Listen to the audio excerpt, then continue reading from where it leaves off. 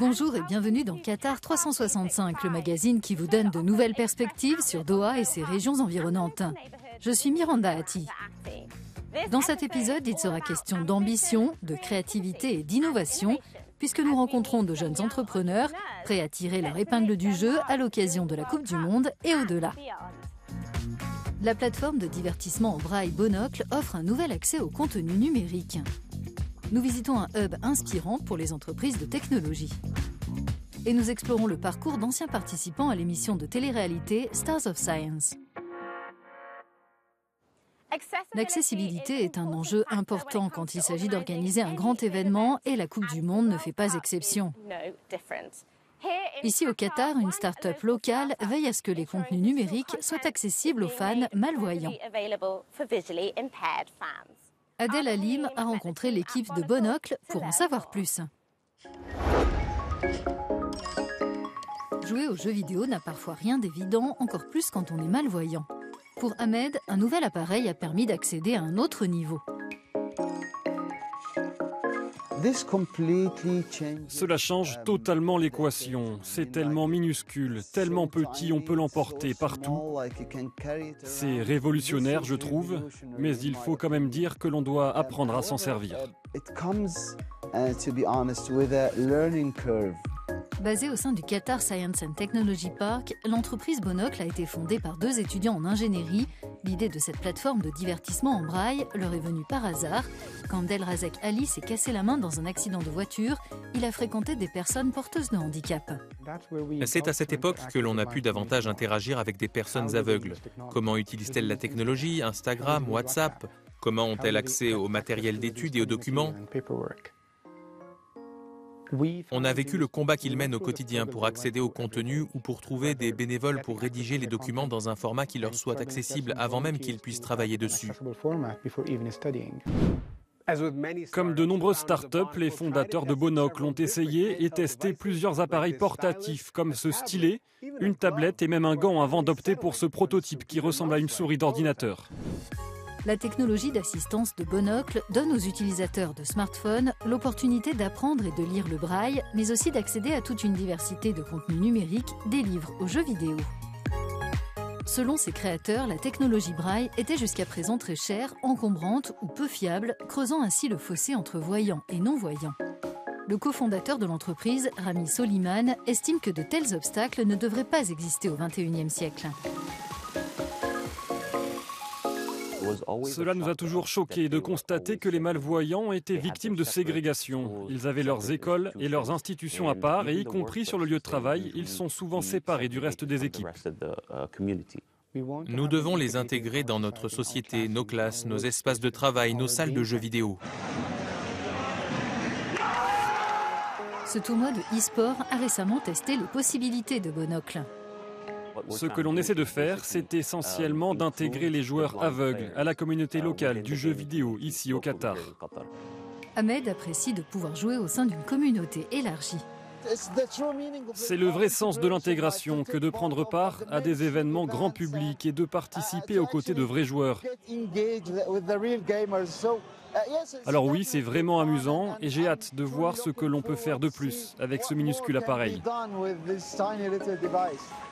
Bonocle a dû relever des défis, notamment faire fabriquer un nouveau produit pendant une pandémie.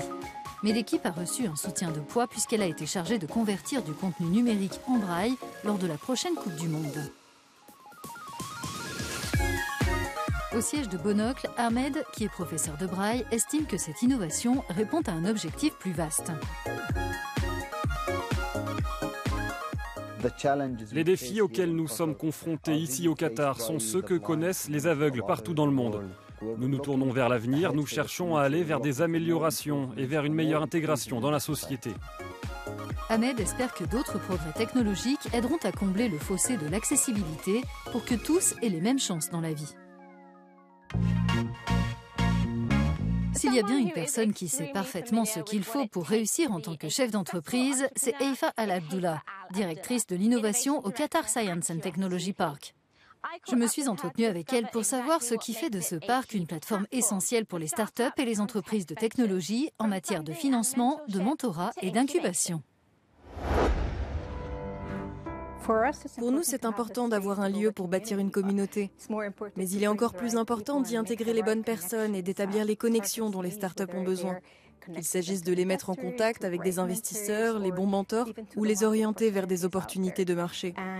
Et si nous voyons qu'il y a des opportunités en dehors du Qatar pour les porteurs de projets, nous les aidons à les trouver dans le cadre de nouveaux programmes que nous leur proposons. Dites-nous-en un peu plus sur ces fonds. Nous aidons les entrepreneurs à différentes étapes.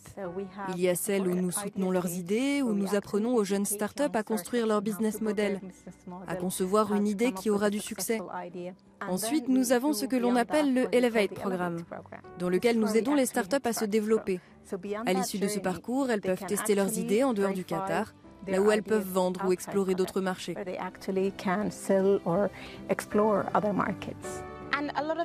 Un aspect important, c'est aussi le fait d'avoir cet espace pour collaborer et apprendre des autres.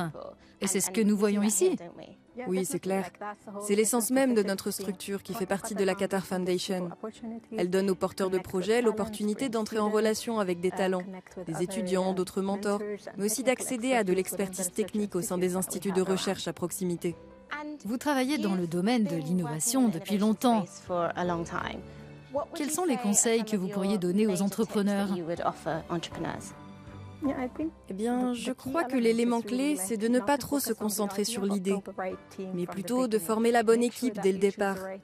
Il faut s'assurer de choisir les bonnes personnes avant de choisir la bonne idée. Vous devez vraiment vous assurer d'avoir vous-même la capacité de diriger une start-up de technologie, mais aussi de réunir autour de vous les bonnes personnes, parce que cela va vous aider. Un parcours difficile vous attend. Si vous avez des gens autour de vous, vous serez plus susceptible de réussir. J'ai vu cela avec de nombreuses start-up. Faire ce parcours tout seul n'est pas si facile. Alors trouvez un partenaire. Et ce n'est pas tout. Le Qatar Science and Technology Park est aussi le décor d'une célèbre émission de télé-réalité ludo-éducative de la Qatar Foundation, Stars of Science, où des inventeurs arabes s'affrontent pour être sacrés meilleurs innovateurs.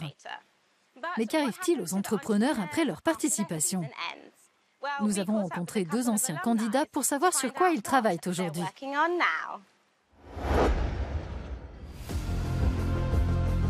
Khalid Aboujassoum a non seulement participé à Stars of Science, mais en 2012, il a remporté cette compétition qui dure 12 semaines.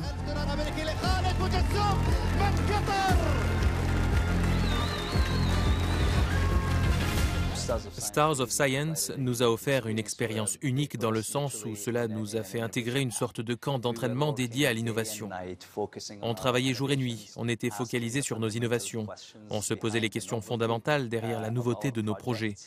Donc pour moi, c'était un parcours accéléré tout au long du cycle de développement du produit, de la vérification du concept à l'ingénierie et à la conception du produit, en terminant par le marketing et l'analyse de la viabilité commerciale du produit.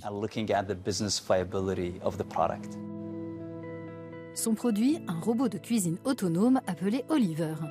Khalid l'a imaginé avant même de participer à l'émission. Il avait pour idée d'utiliser l'intelligence artificielle pour préparer des plats maison à la perfection.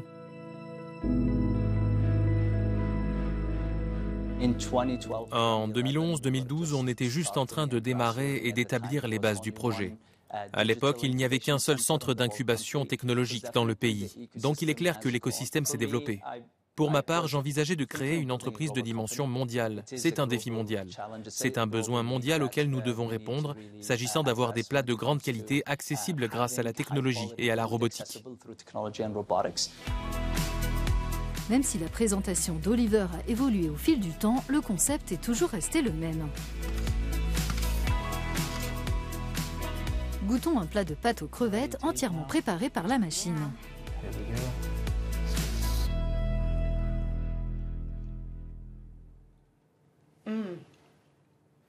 C'est délicieux. Aujourd'hui, Khalid s'est donné pour mission de faire entrer son robot dans le plus grand nombre de cuisines possible, au sein des foyers, mais aussi des entreprises.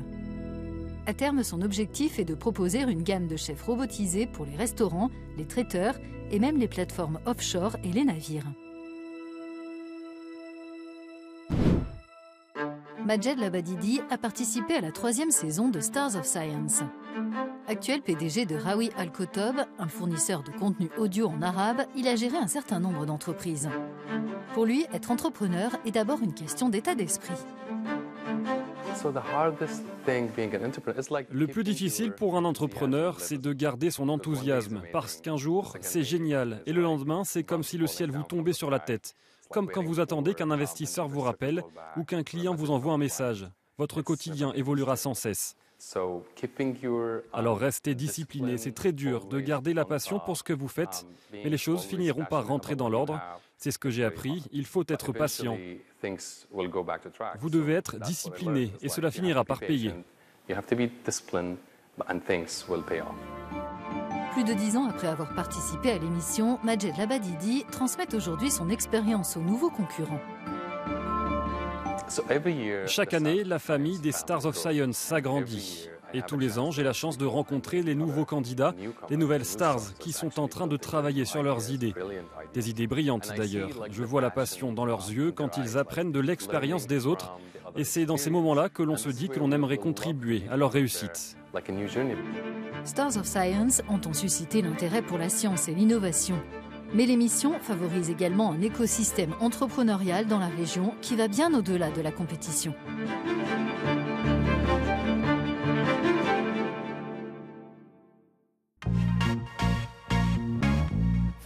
De nombreux projets inspirants sont menés ici, de la technologie à l'alimentation. C'est la fin de cet épisode. Si vous avez des questions, n'hésitez pas à nous contacter via notre hashtag Qatar365. Merci de votre attention. Rendez-vous sur euronews.com pour en savoir plus et à bientôt dans une prochaine émission. Qatar 365.